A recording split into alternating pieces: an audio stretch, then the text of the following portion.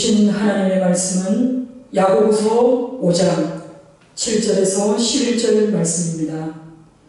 인내에 관한 권면이라는 제목으로 하나님 말씀 증거할 때에 하나님의 음성으로 들으시기 바랍니다. 사랑하는 성도 여러분, 한 주간 잘 보내셨습니까? 네. 네, 감사합니다. 여러분은 어떤 소망을 가지고 내일을 준비합니까? 여러분들의 소망의 그 기초는 무엇입니까? 혹시 여러분은 내일을 위해서 몸을 다지고 있습니까? 내일을 위해서 저축을 하고 있습니까? 내일을 위해서 보험 증서를 모으고 있습니까? 물론 이 모든 것들은 필요한 것입니다. 그러나 과연 우리에게 진정으로 필요한 것은 무엇일까요? 정말 내 삶이 오늘 끝이 난다 하더라도 내가 내일 우리 하나님으로부터 새 생명을 얻을 수 있다는 그 믿음은 여러분들에게 있는지요? 사랑하는 성도 여러분, 오늘은 대림절 세 번째 주일입니다. 기쁨으로 오시는 예수님을 맞이할 준비를 하면서 사랑과 나눔, 기쁨의 촛불을 밝히는 한 주간이 되시기를 주님의 이름으로 축원합니다. 여러분, 기독교는 어떤 종교일까요? 기독교는 기다림의 종교입니다.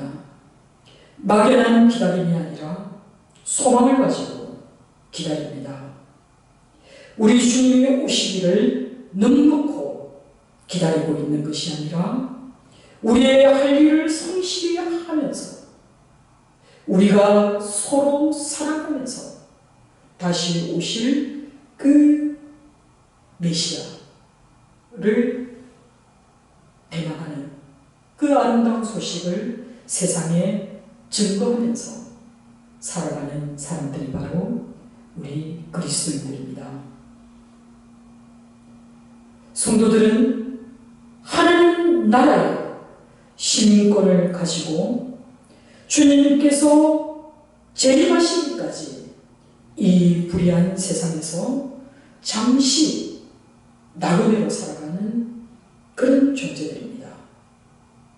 때문에 하나님의 사람들은 이 세상의 가치관을 따라서 살아가는 사람들이 아니라 하나님 나라의 그 법칙과 그 뜻을 따라서 살아가는 사람들인 것입니다. 때로는 하나님의 사람으로 그리스도인으로 살다 보니 세상적인 가치관 사이에서 혼란을 겪을 때도 있습니다. 때로는 세상적인 가치를 따라가는 사람들에 의해서 억울한 일을 당할 때도 있고 또 불의한 사람들의 핍박으로부터 인심이 구속되는 그런 어려움을 겪기도 합니다. 지금 이 야고보가 보내는 서신서를 읽어볼 많은 디아스포라 지역에 살고 있었던 그리스도인들에게 야고보가 이 어렵고 힘든 고난의 시기에 야고보가 하고 싶었던 말은 주님의 재림이 임박하였으니 믿음을 버리지 말고 인내해야 한다라고 권면하고 있는 것입니다.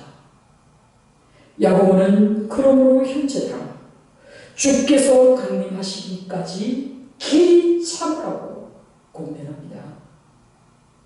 야고보가 사용하고 있는 이 형제들아라는 이 호칭을 반복적으로 사용함으로써 야고보가 권면하고 있는 이 대상은 바로 가난한 자들, 핍박받는 대상으로 편지하고 있다는 것을 알게 됩니다. 오늘 이 짧은 본문 속에서 야고보는 길이 참으라, 그리고 또 인내하라는 말을 아주 여러 번 반복적으로 사용하고 있다는 것을 알게 됩니다. 그렇기 때문에 오늘 우리에게 전해줄 이 말씀의 주제가 인내라는 것을 강조하고 있습니다. 사랑하는 성도 여러분, 야고보는 가난한 자들이 그들을 억압하는 그 부자들의 억압으로부터 이제 임박한 하나님의 심판, 곧 주의 재림을 어떻게 맞이해야 될지 그 올바른 태도를 제시해주고 있습니다. 그때가 이르기까지 성도가 해야 할 일은 무엇일까요? 말 그대로 길이 참고 또 인내하며 기다리는 일입니다. 그렇다면 무엇을 인내하라는 것입니까? 부자들의 억압과 행포로 인한 그 고통, 그리고 그 아픔을 인내하라는 것입니다. 길이 참으라는 이 말은 단순한 인내만을 말하는 것이 아닙니다. 성경에서 말하는 이 인내는 확고한 신앙을 바탕으로 참고 견디게, 결코 포기하지 않는 그런 삶의 태도를 취하라는 것입니다. 자신이 당하는 그런 고통에 대해서 불평하지 않고 또 그 적개심에 불타는 그런 마음으로 오래 참으라는 말이 아닙니다. 우리의 고통이 크게 한번 오고 다시 오지 않을 고통이 아니기에 어쩌면 우리의 삶 가운데 끊임없이 반복될 그 고난을 매번 이겨내야 한다라고 말하는 것이 바로 성경이 말하는 인내입니다. 이런 관점에서 그리스도인의 인내라고 하는 것은 한편으로는 어려운 상황 속에서, 그리고 또 어려움을 직면하였을 때 강하고 굳건한 그런 용기를 말하고 있는 것입니다. 그리고 또 다른 한편에는 대인관계 속에서 상대방에 대해 오래 참음을 모두 포괄하고 있는 것이 바로 그리스도인의 인인 것입니다. 그러나 언제까지 이 인내하며 참고 기다려야 하는가요? 그것은 바로 주께서 재림하시기까지라고 말씀합니다. 여기서 주의 강림, 주의 재림을 헬라어로 파루시아라고 얘기합니다. 이 용어는 여러분들이 가끔씩 들어볼 것입니다. 이 파루시아는 일반적인 의미가 임재나 혹은 현존의 의미를 지니고 있습니다. 그래서 일반적으로 사용된 이 헬라어 파루시아는 왕이나 고관이 이제 우리 앞에 도착했다는 뜻입니다. 우리 앞에 나타날 것을 의미하는 것이 바로 헬라어 파루시아입니다. 그러나 신약 성경에서 이 파루시아를 사용할 때에는 역사의 마지막에 성도들을 구원하시고 그리고 악한 자들을 심판하시는 그 예수 그리스도의 재림, 그의 강림을 서술할 때 사용한다는 것 바로 이 파루시아, 곧 재림, 강림인 것입니다. 야고보도 주의 강림에 대해서 그 심판자와 구원자로서의 그리스도의 재림을 의미하기에 그가 고통받는 그리스도인들에게 주의 재림하실 때까지, 우리 주님이 다시 오는 그날까지 너희가 길이 참으라고 간절하게 권면하고 있습니다. 왜 참습니까? 왜 참습니까? 주의 재림은 불의한 자들에게는 심판의 날이게 되지만 성도들에게는 모든 고통과 그 억압으로부터 해방되는 날이고, 그리고 그날 우리 주 예수 그리스도와 함께 영원한 구원의 기쁨을 누릴 수 있는 날이기 때문에 그렇습니다. 사실로 어려운 형편에 놓이면 정말 우리의 믿음이 시험을 받고 있다는 것을 느낍니다. 처음에는 끊임없이 좌절하지만 우리의 소망은 정말 하나님에게, 하나님 안에 있다는 것을 깨닫게 될 때 우리는 그 절망했던 마음들을 다시 추스르고 하나님 앞에 나아갈 수 있습니다. 야고보가 인내의 필요성을 설명하면서 누구나 쉽게 이해할 수 있는 그 당시에 모든 사람들이 들으면 즉각적으로 알 수 있는 농부의 예를 들어서 왜 길이 참아야 하는지를 설명하고 있습니다. 농부가 땅에서 나는 귀한 열매를 바라고 길이 참아 이른 비와 늦은 비를 기다리라니. 이 말씀이 조금 바로 이해되지 않는 부분이 있습니다. 그래서 이것을 원어 성경을 그대로 직역하면 이렇게 해석할 수 있습니다. 보라, 농부는 이른 비와 늦은 비가 땅에 내리기까지 오래 참으며 땅의 귀한 열매를 기다린다 라고 번역할 수 있습니다. 농부가 정말 원하는 것은 바로 땅의 귀한 열매입니다. 그러나 이 귀한 열매를 얻기 위해서는 반드시 있어야 될 것이 뭡니까? 바로 이른 비와 늦은 비가 내릴 때까지 오랫동안 인내해야 한다는 사실입니다. 우리 대한민국과 팔레스타인은 그 지역적인 환경이 다릅니다.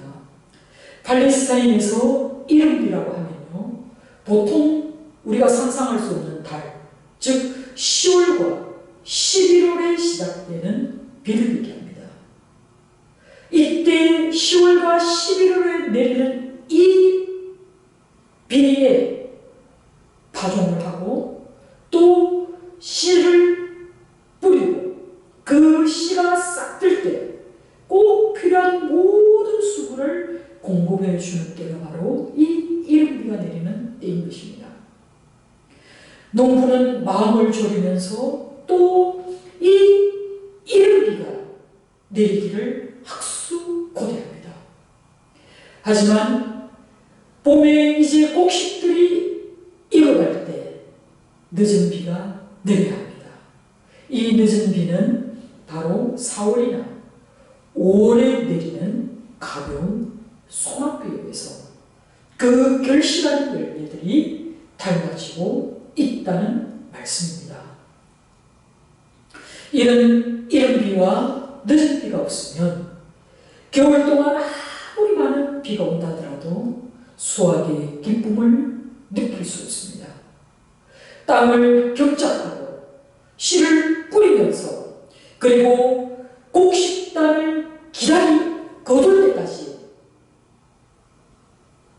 인내하는 것은 매우 자연스러운 현상입니다.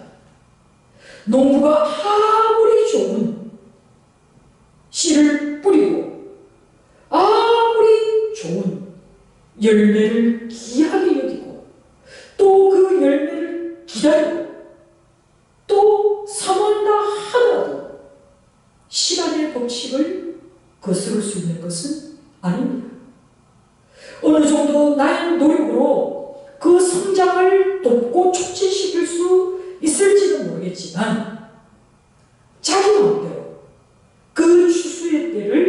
조정할 수 있는 것은 아니라는 것입니다. 농부가 할 일은 바로 그가 땅을 경작해서 뿌리고 심고 가꾸는 것까지가 농부가 할 일입니다. 그러나 열매를 내는 것, 그것은 그가 할 수 있는 일이 아닙니다. 그가 할 수 있는 일은 이제부터 기다리는 겁니다. 적절한 때에 적절한 비가 내리기를 하나님께 기도하는 일뿐입니다. 야고보가 주님의 오심을 농사에 비유한 이유가 또한 여기 있습니다. 우리 주님이 오시는 그것은 바로 절대적으로 주님의 주권 아래 있기 때문에 우리는 주께서 정하신 그 때를 기다리며 기도해야 한다는 말씀입니다. 물론 우리 주님이 오시는 그날을 기다리는 동안 우리의 삶이 결코 녹록지 않다는 것을 우리 주님도 잘 알고 계십니다. 우리는 삶의 모든 경험을 통해서 또한 체험하고 있습니다. 기다리는 과정에 고통이 따릅니다. 때로는 시련이 있습니다.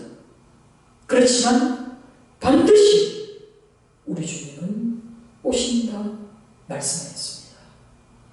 신명기 11장 14절에 보면 하나님의 백성들이 하나님을 사랑하고 하나님의 뜻에 순종하면 여호와께서 너희의 땅에 이른 비 늦은 비를 적당한 때에 내리시리니 너희가 곡식과 포도주와 기름을 얻을 것이라 약속하셨습니다. 우리의 하나님의 약속, 그의 신실한 약속이 확실한 문맥은 항상 이른 비와 늦은 비의 축복 가운데 있었다는 것을 우리는 성경의 여러 가지 부분을 통해서 알 수 있습니다. 사랑하는 성도 여러분, 우리에게 하나님이 한 번 하신 그 약속은 변하지 않습니다. 영원히 변하지 않는 그 하나님의 말씀은 오늘도 저와 여러분의 삶 가운데 생명력을 잃지 않고 또 활력 있게 우리의 삶 가운데 역사할 줄 믿습니다. 하나님의 도우심이 없다면 인간의 모든 노력은 물거품이 되고 맙니다. 농부가 채아무리 노력해도 결실할 열매가 없을 때도 있습니다. 하나님의 은혜가 있을 때에 비로소 우리는 결실한 그 모든 것을 가지고 하나님 앞에 진정으로 감사와 자원하는 기쁨의 예배를 드릴 수 있는 것입니다. 그러면서 야고보는 8절에 너희도 길이 참고 마음을 굳게 하라고 명령하고 있습니다. 마치 농부가 때를 기다리며 땅의 가장 귀한 열매를 결실하게 기다리는 그 기다림처럼 너희도 그렇게 참고 기다려야 합니다. 어떻게 해요? 마음을 굳건하게 하여 기다리는 것입니다. 바울도 데살로니가전서 3장 13절에 너희 마음을 굳게 하시고 우리 주 예수께서 그의 모든 성도와 함께 강림하실 때에 하나님 우리 아버지 앞에서 거룩함에 의해서 거룩함에 흠이 없게 하시기를 원하노라 공면하였습니다. 사랑하는 성도 여러분, 마음을 굳게 하라는 이 공면은 시련과 유혹의 한복판에서 흔들리지 말고 믿음을 확고하게 지키는 그런 삶의 태도를 취하라는 것입니다. 성도들이 주의 재림을 단순히 수동적으로 기다리는 것이 아니라 오히려 죄와 고난의 환경에 맞서 싸우기 위해서라도 우리가 믿음 안에서 굳건히 서야 한다는 말씀입니다. 왜냐하면요, 주의 재림이 가까웠기 때문입니다. 가깝다는 이 말은 어떤 말입니까, 여러분? 이 말은요, 어떻게 보면 공간적으로도 가깝다고 되어 있지만 또 다른 한편에는 이것은 어떻습니까?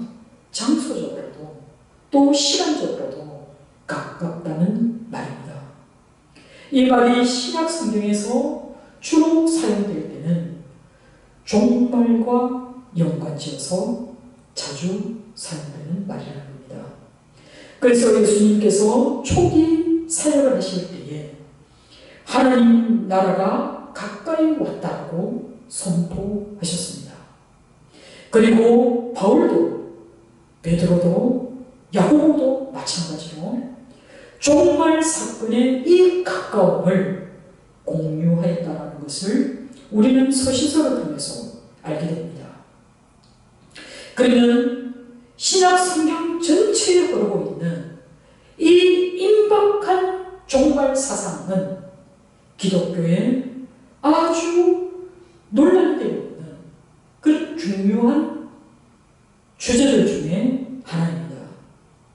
많은 학자들은 예수님 자신이 제자들이 살아있는 동안에 재림할 것이다 라고 얘기하셨고, 또 초대 기독교 교인들은 그것을 임박한 재림에 대한 기대를 갖게 하였기 때문에 그들은 이 임박한 재림을 대비하였습니다. 그러나 시간이 지나면서 이 재림이 일어나지 않게 되자 후대의 그리스도인들은 이 재림이 미래의 확정되지 않은 그 시점으로 이것을 연장하였습니다. 그러면 우리가 의문이 생깁니다. 그렇다면 예수님도, 바울도, 그리고 야고보도 예수님의 재림이 도래할 것에 대해서 잘못 이해하고 있습니까? 라는 질문을 제기해 볼 수 있습니다. 물론 여기서 말하는 이 재림의 지연이라는 이 문제는 대단히 중요하지만 오늘 이 설교 자리에서 여러분들에게 다 말씀하기는 어렵습니다. 그렇지만 야고보가 이 임박한 재림을 연결하여서 지금 말하고 있기 때문에 간략하게 이 부분을 짚어보고자 합니다. 여러분도 이 말씀을 읽을 때마다 이 부분에서 마음에 많이 걸렸을 것입니다. 예수님의 재림이 가깝다라는 이 야고보의 확신이 그렇다면 잘못된 것입니까? 라고 질문할 수 있습니다. 만약에 야고보가 잘못 이해한 것이라면 지금 이 권면이 상당한 이 권면 자체도 상당한 위태로움을 가지는 질문이 될 수밖에 없기 때문입니다. 조금 전에 말씀드렸던 것처럼 가까움이 가깝다라는 헬라어 엔기조는 단순한 시간 공간 안에서의 가깝다라는 의미입니다. 그러나 중요한 것은 이 신약 성경 속의 이 가까움은 하나님의 구원 사역 속에서 하나님의 그 구속사라는 그 장대하고 그 방대한 그 역사 속에서 이해해야만 이 말씀이 이해된다는 겁니다. 첫 인간이 하나님 앞에 범죄하였을 때 하나님은 범죄한 그날 구원을 계획하셨습니다. 창세기 3장에 인간이 하나님 앞에 범죄한 그날에 하나님은 원시 복음을 선포하셨습니다. 그 이후로 역사가 유고히 흘러가고 있는 이 시대, 그리고 예수님이 오시고 2000년이 지난 이 시대, 구약의 모든 선지자들이 예언하였고 또 우리 하나님이 약속하셨던 그 구원 사역 가운데 2000년 전 비로소 예수께서 이 땅에 인간의 몸을 입고 오셨습니다. 하나님의 섭리를 따라 구약의 모든 예언자가 한 그 말씀을 따라서 예수께서 오셨습니다. 그 모든 약속의 말씀을 따라서 그는 죽으셨고 또 부활하셨습니다. 그리고 약속하신 성령이 강림하셨습니다. 그리고 함께 마지막 날들은 시작되었습니다. 우리 주님이 이 땅에 오신 그 이후로 종말은 이미 시작된 것입니다. 그렇다면 구원의 마지막 시대는 바로 영광의 주께서 구름 타고 이 땅에 재림하실 그날이 바로 구원의 절정을 이룰 것입니다. 그런데요, 그 구원의 마지막 시대를 우리 주님이 특정하시지 않았다는 것입니다. 마가복음 13장 32절에 예수님 쫓아올 그 마지막 때에 대해서 그러나 그날과 그때는 아무도 모르나니 하늘에 있는 천사들도 아들도 모르고 아버지만 아시느니라 고 말씀하셨습니다. 주의 강림이 가깝다라는 이 야고보의 말은 바로 이 파루시아, 이 재림이 반드시 짧은 시간 안에 올 것이라는 말을 하고 있는 것이 아닙니다. 야고보를 포함하여서 이 주의 재림, 이 파루시아가 가까웠고 임박했다라는 초기 그리스도인들의 이 확신은 그 일이 매우 짧은 시간 안에 일어날 수 있다라는 그들의 믿음의 출발입니다. 여러분, 이게 얼마나 중요한 일인지 생각하시기 바랍니다. 중요한 것은 그 일이 일어날 그때, 그 시간을 모르고 살고 있지만 그들은 마치 그들의 세대가 마지막 세대인 것처럼 행동했다는 것입니다. 그리고 그들은 그들의 세대가, 그들의 시대가 바로 마지막인 것처럼 느꼈기에, 깨달았기에 그들은 다른 사람들에게 이렇게 선포할 수 있었던 것입니다. 사랑하는 성도 여러분, 저와 여러분도 마찬가지입니다.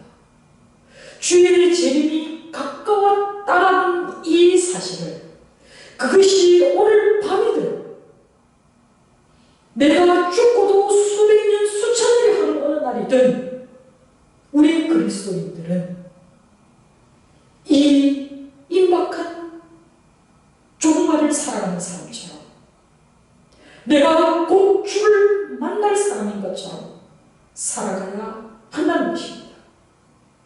그리스도인들의 모든 세대는 바로 이 파루시아가 우리 시대에 지금 이 땅에서 이루어질 것이라는 그런 의식을 가지고 살아가야 한다는 것이 얼마나 중요한지 모릅니다.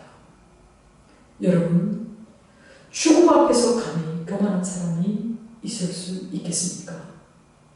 죽음 앞에서도 내가 결코 용납하지 못하고 용서하지 못할 그럴 일들이 있겠습니까? 죽음은 우리를 참으로 겸손하게 만드는 잔치입니다. 우리가 나이가 들어가면서 깨닫는 것이 무엇입니까? 세상의 헛됨을 깨닫습니다. 세상에는 소망이 없다는 것을 깨닫습니다. 정말 내가 아무것도 가지고 온 게 없는 것처럼 아무것도 가지고 갈 것이 없는 것을 깨닫는 것이 우리 인생입니다. 만약에 오늘 이 시간이 내게 임박한 죽음이라면 여러분들이 얼마나 많은 것들을, 헛된 소망들을, 헛된 바람들을, 헛된 꿈을 꾸고 살아왔는지를 바로 깨닫습니다. 지금 우리에게 전하는 이 메시지도 마찬가지입니다.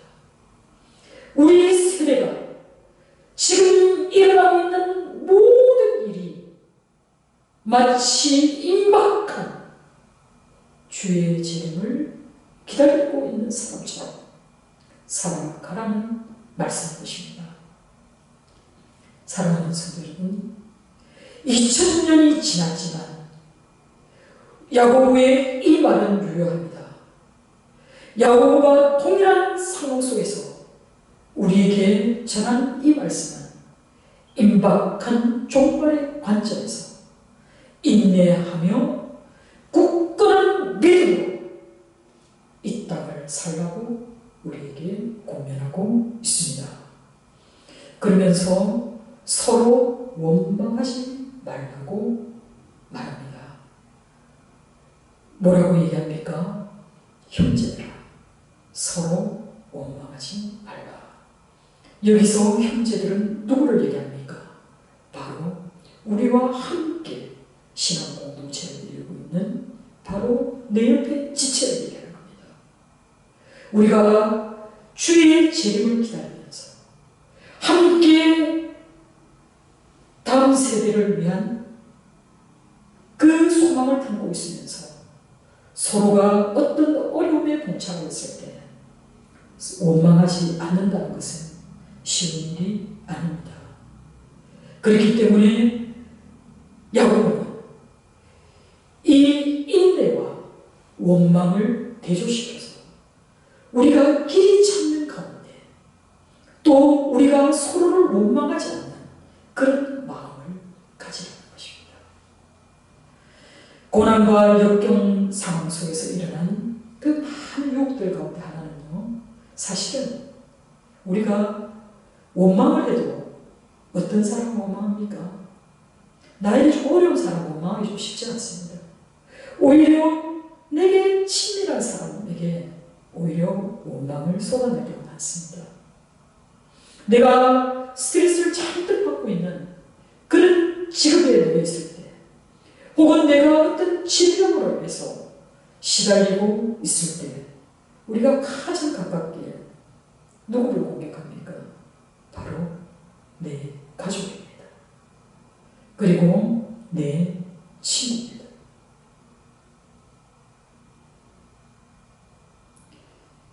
가난하고 또 억압받는 그 상황 속에서 공동체 역시 그 고통의 원인을 서로의 탓으로 돌리는 그런 경우를 생각하는 것입니다. 원망이라는 이 말은요, 이 말의 원뜻에는 신음하다라는 의미가 담겨져 있습니다. 야고보는 이 단어를 고단한 삶의 지쳤다라는 이유로 내 가까운 가족을, 나의 가까운 친구를, 나와 함께 신앙 공동체를 이루고 있는 성도를 원망하거나 불평해서는 안 된다라고 이야기합니다. 바울 역시 인내를 사랑 가운데서 서로 용납하라고 이야기합니다. 악을 악으로 갚지 말라고 권면하고 있습니다. 서로 원망하지 말라는 이 권면의 말씀은 형제들끼리 서로 비방하지 말라는 그 말씀과도 연결이 됩니다. 바울은 고린도 교회 교인들에게 고린도전서 10장 10절에 이렇게 경고합니다. 그들 가운데 어떤 사람들이 원망하다가 멸망시키는 자에게 멸망하였나니 너희는 그들과 같이 원망하지 말라 경고합니다. 우리가 형제들에게 원망하지 말아야 하는 것은 우리가 또 심판을 두려워해야 할 것은 바로 심판자가 문 밖에 계시기 때문입니다. 심판자가 문 밖에 계신다는 것은 바로 임박한 종말이 우리 가까이 있다는 그 뜻이고 그 심판자를 너희가 두려워하라는 말씀입니다. 그러면서 10절과 11절에서 야고보는 고난 상황 하에서도 인내하라는 이 주제로 다시 돌아가서 먼저 선지자들을 그리고 욥을 예를 듭니다. 그런데 이 선지자는 구체적으로 어떤 인물인지 특정하지 않고 선지자들과 욥을 언급하고 있습니다. 이 말은 그 인물들보다는 너희가 이 인내의 가치를 더 중요하게 깨달으라는 말씀입니다. 선지자를 수식하는 말이 무엇입니까? 주의 이름을 말한 이라고 표현하고 있습니다. 우리가 하나님의 이름을, 하나님의 영광을, 하나님의 뜻을 따라 살아가다가 고난받는 사람들이 많이 있었습니다. 그리고 지금도 이 땅에 그 고난의 길, 십자가의 길을 걷는 많은 주의 종들이 있습니다. 그들을 본받으라는 것입니다. 그들이 오로지 바라는 것은 그들이 고난과 오랜 참음을 통해서 하나님의 뜻을, 하나님의 영광을 위해 살아가는 것입니다. 그리고 욥을 통해서 말합니다. 욥은 어떤 사람입니까? 말 그대로 하나님 앞에 그는 때로는 원망도 하였지만 결국 욥은 하나님을 붙든 사람입니다.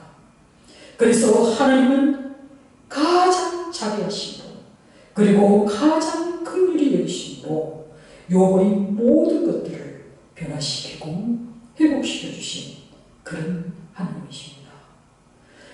굳이 야고보가 욥을 예를 든 것은 그 결말, 욥에게 주어졌던 그 갑절로 더해지는 그 은혜를 그들에게 기억하게 하기 위함인 것입니다. 그러나 이 우리가 기대할 것은 우리는 하나님 나라에서 받을 그 위대한 상급 그리고 그 빛나는 멸관을 기대하며 나아가야 할 줄 믿습니다. 사랑하는 성도 여러분, 주의 길을 가는 것, 또 이 땅에서 그리스도인으로 생활에서 모범이 되는 것은 결코 쉬운 일이 아닙니다. 그러나 그리스도인은 자기의 힘으로, 자기의 능력으로 살아가는 사람들이 아니기 때문에 우리는 오로지 하나님의 은혜만으로 살아가는 사람들이기 때문에 실패함이 없습니다. 믿음이라고 하는 것은 자기를 부인하고 오직 하나님의 은혜에만 의지하며 살아가는 삶의 도덕입니다. 그것은 우리 스스로가 하나님의 피조물이고 내게 있는 모든 소유가 하나님으로부터 왔다는 것을 인식하게 하는 그 전제가 바로 믿음입니다. 그래서 우리는 하나님의 은혜를 완전하게 깨닫고 이야기할 때 바울처럼 고백할 수 있습니다. 내가 나 된 것은 하나님의 은혜로 된 것이니. 사랑하는 성도 여러분, 여러분에게 무엇이 있습니까? 그것은 나누기 위해 존재하는 것일 뿐입니다. 대림절 세 번째 주간을 지나가실 때에 우리가 받은 이 하나님의 은혜를 이웃과 함께 누리시고 나누시고 또 베푸시는 여러분들 되기 바랍니다.